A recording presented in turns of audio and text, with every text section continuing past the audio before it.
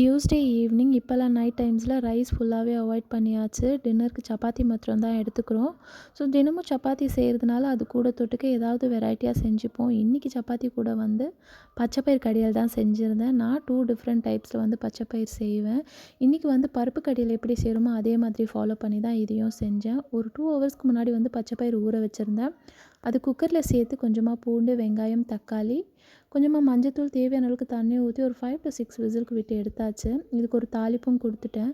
கடாயில் கொஞ்சமாக கடுகு, சீரகம், காஞ்ச மிளகா, கருவேப்பிலை, தனி மிளகாத்தூள், கொழும்பு மிளகாத்தூள், தனியாத்தூள், சாம்பார் தூள் சேர்த்து தாளித்து அதிலே புளி தண்ணியை ஊற்றி கொஞ்ச நேரம் கொதிக்க விட்டேன். இப்போ இந்த தாளிப்பை வந்து பச்சைப்பயிர் கடையில் சேர்த்து ரெண்டும் ஒன்றா சேர்த்து 5 மினிட்ஸ்க்கு கொதிக்க வச்சு எடுத்தோம்னா சூப்பராக பச்சைப்பயிர் கடையல் ரெடி ஆகிடும். அண்ட் அகெயின் நம்ம வீடியோஸை வந்து பெங்களூரில் இருக்கிறவங்க பார்க்குறீங்கன்னா மறக்காமல் கமெண்ட்ஸில் ஹாய் சொல்லிவிடுங்க. இல்லை வேறு ஏதாவது ஊர்லேருந்து பார்க்குறீங்க பெங்களூர் பிடிக்கும் அப்படின்னா கமெண்ட் செக்ஷனில் ஹார்ட்டை தட்டி விட்டுருங்க. நெக்ஸ்ட் vlogல